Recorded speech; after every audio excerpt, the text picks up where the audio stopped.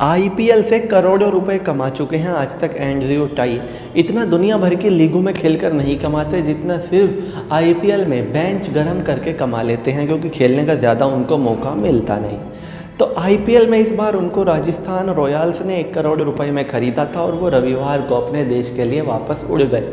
और इसके बाद वहाँ से जो खबरें निकल के आ रही हैं, उन्होंने जो अपनी फ्रेंचाइजी के बारे में कहा है और भारत की सरकार के बारे में कहा है, वो काफ़ी चौंकाने वाला है।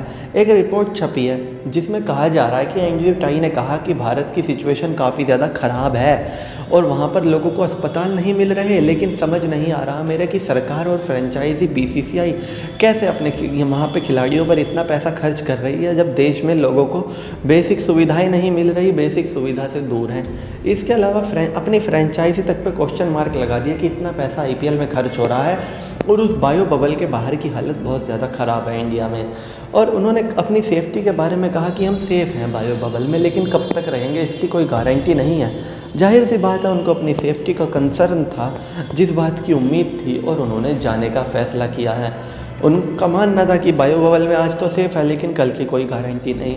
उनके अलावा 2 और ऑस्ट्रेलियन खिलाड़ी केन रिचर्डसन और एडम जंपा भी चले गए हैं। दोनों ही ऑस्ट्रेलिया की फ़्लाइट में बैठ चुके हैं और उन्होंने इंडिया को बाय बाय बोल दिया, आईपीएल को बाय बाय बोल दिया।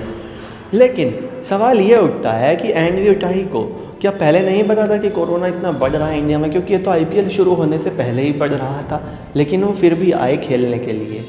लेकिन अगर वो गए ही हैं वो एक अलग बात है, लेकिन हकीकत तो ये है कि उनके जाने का कारण ये रहा, ऑस्ट्रेलिया किसी भी वक्त इंडिया से जाने वाली फ़्लाइट्स पर बैन लगा सकता है और वो बैन कब तक चले इस बात की कोई गारंटी नहीं।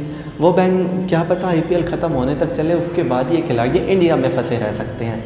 तो कुछ ऐसे डरे हुए खिलाड़ी ऑस्ट्रेलिया भाग रहे हैं। और एंड्रयू टाई तो वैसे भी पर्थ के रहने वाले हैं और पर्थ की सरकार ने काफ़ी ज़्यादा पाबंदियां लगाई हुई हैं, खास करके इंटरनेशनल फ़्लाइट पर और ख़ास करके इंडिया से आने वाले लोगों पर पर्थ की टेढ़ी नज़र है। और अब टाई जाएंगे तो उनको 14 दिन के क्वारंटाइन में रहना पड़ेगा। और टाई का कहना है कि पिछले लगभग 1 साल से सिर्फ 11 दिन वो बबल से बाहर रहे हैं, जब से क्रिकेट शुरू हुई है सितंबर के महीने से। तो सितंबर से अप्रैल आ गया और वो सिर्फ 11 दिन बबल से बाहर रहे हैं। बबल के अंदर उनकी मेंटल हेल्थ पे भी अच्छा खासा फ़र्क पड़ रहा है। हालांकि ग्लेन मैक्सवेल नहीं जाएंगे, ये बात पक्की है। एबी डिविलियर्स भी नहीं जाएंगे, ये भी बात पक्की है। इसके अलावा और जो खिलाड़ी बचे हैं, खास करके डेविड वार्नर, उन पर तो कप्तानी की जिम्मेदारियाँ, वो भी नहीं हिलने वाले। केन विलियमसन भी नहीं जाने वाले, ना ही कोई इंग्लैंड का खिलाड़ी बायो बबल की वजह से जाने वाला है, क्योंकि मिलने वाला पैसा कहीं ज़्यादा है। बेन स्टोक्स चोट की वजह से गए, सिर्फ लियाम लिविंगस्टोन गए हैं क्योंकि उनको इतना पैसा नहीं मिल रहा। आर्चर आए नहीं है।